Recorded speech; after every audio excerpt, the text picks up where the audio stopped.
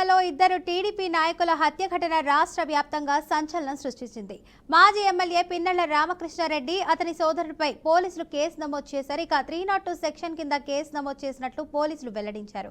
ఇక ఈ కేసులో A1 గా జవిశెట్టి శ్రీను, A2 గా తోట వెంకట్రావు, A3 గా తోట గురువయ్య, A4 గా నాగరాజు, A5 గా తోట వెంకటేశ్వర్లు, A6 గా పిన్నెల రామకృష్ణారెడ్డి, A7 గా పిన్నెల వెంకటాద్రి రెడ్డిని చేర్చారు. ఇక గుండ్లపాడు గ్రామానికి చెందిన టీడీపీ నాయకులు జేవీశెట్టి వెంకటేశ్వర్లు, కోటేశ్వరరావును అదే పార్టీకి చెందిన కొందరు హత్య చేశారు. అయితే ఈ హత్యల కేసు వెనుక మాచర్ల మాజీ ఎమ్మెల్యే పిన్నెల సోదరుల హస్తం ఉందని ఎమ్మెల్యే జూలకంటి బ్రహ్మారెడ్డి ఆరోపించారు. చిన్న చిన్న వివాదాలను పిన్నెల్లి సోదరులు పెద్దవిగా చేసి హత్యలు చేస్తున్నారని ఆరోపించారు. ఇక పోలీసులు ఎఫ్ఐఆర్ నమోదు చేశారు.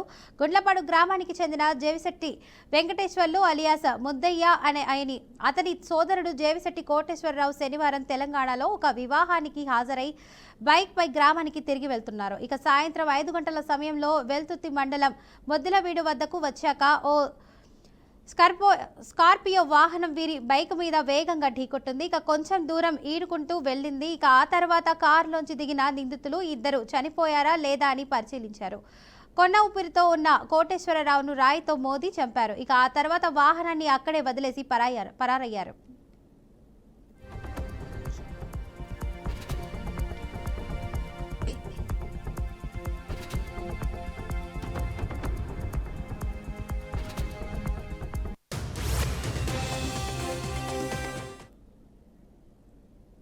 పల్నాడు జిల్లా గొండ్లపాడు గ్రామంలో సంచలనం సృష్టించిన జంట హత్య కేసులో నిందితులుగా ఉన్న వైసీపీ మాజీ ఎమ్మెల్యే పిన్నెల రామకృష్ణారెడ్డి, ఆయన సోదరుడు పిన్నెల వెంకటాద్రి రెడ్డిలను పోలీసులు దాదాపు 10 గంటల పాటు విచారించారు. ఇక గురజాడల డీఎస్పీ జగదీష్ ఆధ్వర్యంలో నిన్న ఉదయం నుంచి సాయంత్రం 4 గంటల వరకు పిన్నెల రామకృష్ణారెడ్డిని ప్రశ్నించారు. అనంతరం రాత్రి వరకు ఆయన సోదరుడు వెంకట్రామిరెడ్డిని పోలీసులు విచారించారు. గుండ్లపాడుకు చెందిన తెదేపా వర్గీకర్యులు జేవీశెట్టి వెంకటేశ్వర్లు అలియాస్ ముద్దయ్య, అతని సోదరుడు జేవిశెట్టి కోటేశ్వరరావు ఈ ఏడాది మే నెలలో తెలంగాణలోని హుజూర్ నగర్లో ఓ వివాహానికి హాజరై తిరిగి వస్తుండగా దారుణ హత్యకు గురయ్యారు. ఈ ఘటన పల్నాడు జిల్లాలో తీవ్ర కలకలం రేపింది. ఈ కేసులో పోలీసులు 7గురిని ప్రధాన నిందితులుగా గుర్తించారు. A1 గా జేవిశెట్టి శ్రీను, A2 గా తోట వెంకట్రావు, A3 గా తోట గురువయ్య, A4 గా నాగరాజు, A5 గా తోట వెంకటేశ్వర్లు, A6 గా పిన్నెల రామకృష్ణారెడ్డి, A7 గా పిన్నెల వెంకట్రామిరెడ్డిను పేర్కొన్నారు.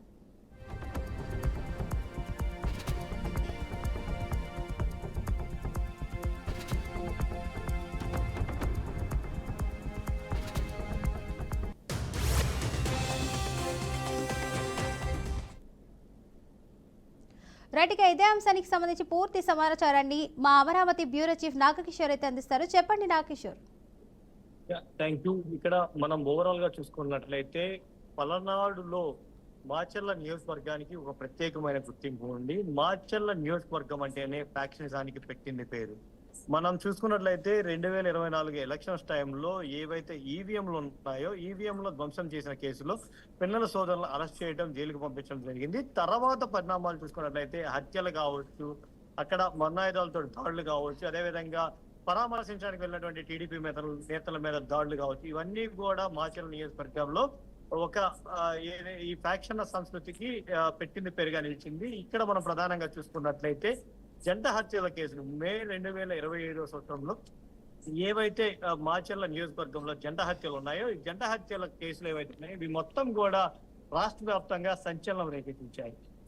ఇద్దరు అన్నాదమ్ముళ్ళు వెంకటేశ్వర్లు, కోటేశ్వరరావు వీళ్ళిద్దరూ కూడా హుజూర్ నగర్ లో ఒక వివాహానికి వెళ్లి వస్తున్న సమయంలో వీళ్ళు టీడీపీ సానుభూతి పరులుగా ఉన్నారు. వీళ్ళ మీద వైసీపీ వర్గీయులు ఒక్కసారిగా స్కార్పియో వాహనం తోటి దాడి చేసేసి వాళ్ళని ఢీకొట్టి బైక్ మీద వస్తున్నటువంటి ఇద్దరు అన్నా తమ్ముళ్ళని ఢీకొట్టేసి అక్కడ దారుణంగా చంపడం జరిగింది. తర్వాత ఆ బండి మీద నుంచి కింద పడిపోయినటువంటి వ్యక్తులు వీళ్ళిద్దరు బతుకున్నారా లేదా అని చెప్పి వాళ్ళలో ఉన్న స్కార్పియోలో ఉన్నటువంటి వ్యక్తులు దిగేసి వాళ్ళని చూసి బతికి కొనవూపిరితో ఉంటే రాయితోటి మోపి దారుణంగా హత్య చేయడం జరిగింది. దీని మీద అప్పుడే ప్రతిపక్షంలో ఉన్నటువంటి ఎవరైతే ఇప్పుడు ప్రధానంగా టీడీపీ ఎమ్మెల్యేగా ఉన్నారో ఆయన జూలకంట బ్రహ్మానందరెడ్డి స్పందించడం జరిగింది.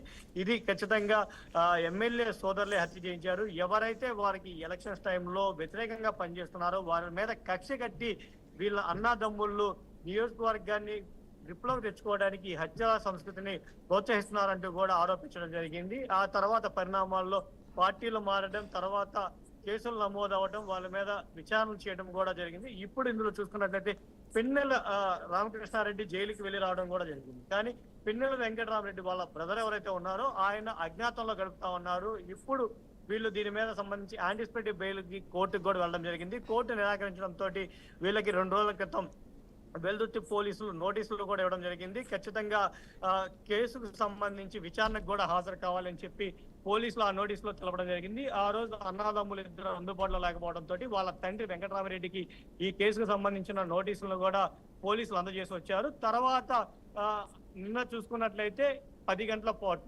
డిఎస్పీ జగదీష్ ఆధ్వర్యంలో వేరువేరుగా పిన్నెల రామకృష్ణారెడ్డిని, అదేవిధంగా పిన్నెల వెంకటరామరెడ్డిని ఇద్దరిని కూడా వేరువేరుగా ఈ కేసుకు సంబంధించి విచారించడం జరిగింది. ఈ కేసులో ఇప్పటికే A6 గా పిన్నెల రామకృష్ణారెడ్డిని, అదేవిధంగా A7 గా వెంకటరామరెడ్డిని కూడా నమోదు చేసినటువంటి పోలీసులు ఈ కేసుకు సంబంధించినటువంటి పూర్వపరాలను దాదాపుగా 10 గంటల పాటు ఉదయం నుంచి సాయంత్రం వరకు కూడా నిర్విరామంగా క్వశ్చన్స్ వేస్తూ కూడా ఈ కేసు మీద కొంతమేర అయితే సమాచారాన్ని అయితే రాబట్టినట్లుగా తెలుస్తుంది. ఇప్పటికే దీని మీద 7గురిని నిందితులుగా చేర్చినటువంటి పోలీసులు వీళ్ళు ఇచ్చిన సమాచారం మీద మరికొంతమందిని చేరుస్తారనేది కూడా తెలుస్తా ఉంది. మరి ఒక రోజు ఈ కేసుకు సంబంధించి ఈ పిన్నెల సోదరులు కూడా విచారణకు పిలిపించి తదనంతర పరిస్థితులకు అనుగుణంగా వీళ్ళని కోర్టులో హాజరు పెట్టే అవకాశాలు కూడా ఉన్నాయి. ఇప్పటికే వీరి మీద 302 సెక్షన్ మీద కూడా కేసులు నమోదు చేసినట్లు తెలుపుతా ఉన్నారు. ఈ 302 మీద దాదాపుగా వీళ్ళకి కోర్టులు కూడా బెయిల్ నిరాకరిస్తున్న పరిస్థితుల్లో వీరు మళ్ళీ మరొకసారి జైలుకి వెళ్లే అవకాశం ఉంది. ఏదేమైనా కానీ అటు వైసీపీ ఇటు TDP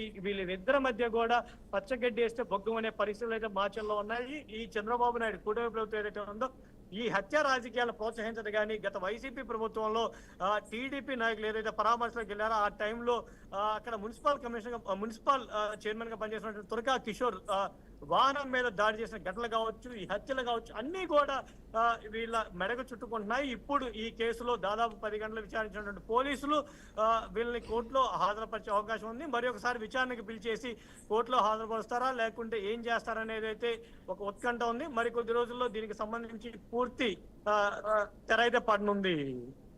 right, thank you Nagakishore.